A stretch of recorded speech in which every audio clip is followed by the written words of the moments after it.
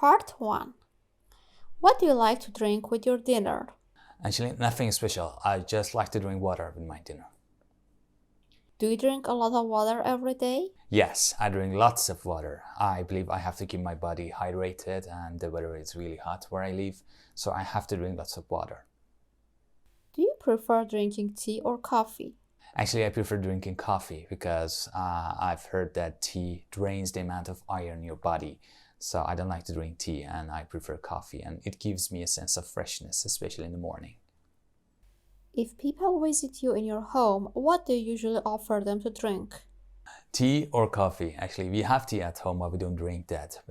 I would offer them tea or coffee. No alcoholic drinks because we don't drink. Part 2. Describe a monument, for example, a statue or sculpture that you like.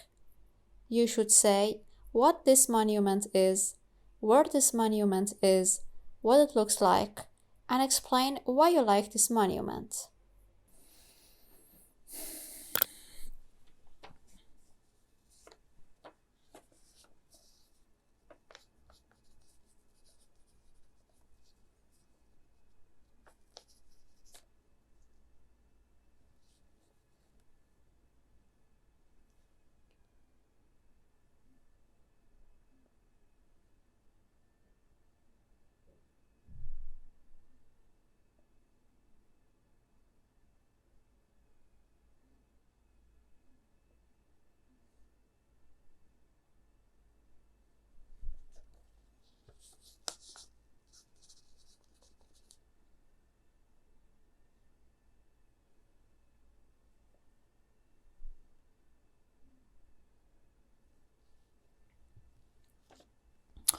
All right, I think I'm ready to talk.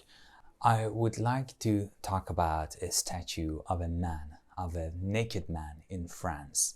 It is in front of a museum. I don't know the name of the museum. The name of this statue is Le Penseur, or in English they call it the Thinker.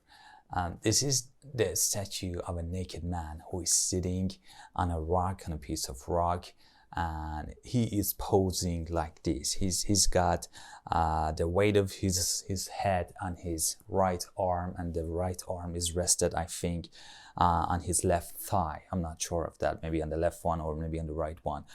And this is to symbolize, actually the name of this statue used to be the poet in the past, but after a while they changed that to Le Penseur, the thinker. It is to symbolize philosophy and to symbolize deep thinking and contemplation. This is what I really like about that. It symbolizes the figure of a man in its full masculinity, and it symbolizes the shapes of the body, and that man has a really powerful body, and it is made of marble, I suppose. I'm not sure of that. It is made of marble and it is black. It's mostly black, and I really like that because it symbolizes something that people have to do more often these days: thinking, deep thinking. People have to do more of that on their day-to-day activities, in my opinion. And what is interesting about this, in my opinion, another thing is it was done by a sculptor. This sculptor is called, the name of the sculptor is Rodin. I don't know the first name. Rodin, I know that he was struggling to prove himself to his community and to the world. Before he died, he was very renowned in the world, and he was really famous in the world, and he was compared to some of the greatest other artists of his time. I like that statue. Part 3. What kinds of monuments do tourists in your country enjoy visiting? The tourists in my country usually go to the southwest of my country.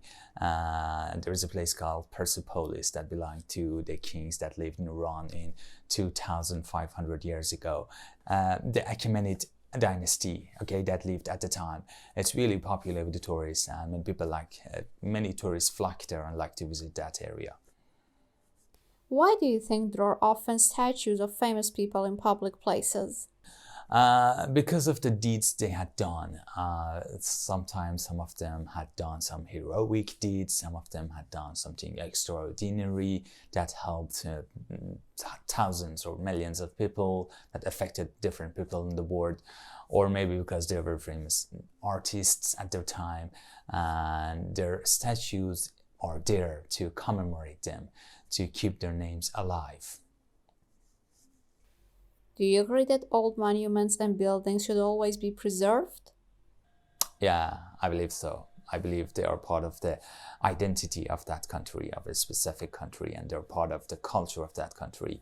They have to be preserved for future generations to know them, to see them, and to understand them. Why is architecture such a popular university subject? I think the most important reason is that they can find good jobs. Architects can find good jobs everywhere in the world because construction is always present everywhere you go, because the population is growing day in, day out, and there is this demand for architects. There is this demand for people to design buildings, residential ones or business ones, doesn't matter. I think there's this demand for them, and that's really popular, and people like that. Besides that, apart from that being a job, it's really artistic. It's art and job. If you like what you're doing, if you like drawing and stuff like that and creating, I think that would be a perfect choice for you. In what ways has the design of homes changed in recent years? In many different ways. The biggest change that I have noticed that I can talk about is that in the past, homes used to grow horizontally, but nowadays they are growing vertically. And that's mainly, like I said before, is because of the population growth, and there is not enough residential areas for people to live. So this is the biggest change. Another change is that the designs have become more and more environmentally friendly. They have roof gardens, they have gardens and green areas on every level in that apartment or in that building. They have changed a lot. To what extent does the design of buildings affect people's moods? I think that's really important. Where you live and how much sun you get during the day, that would really affect your mood.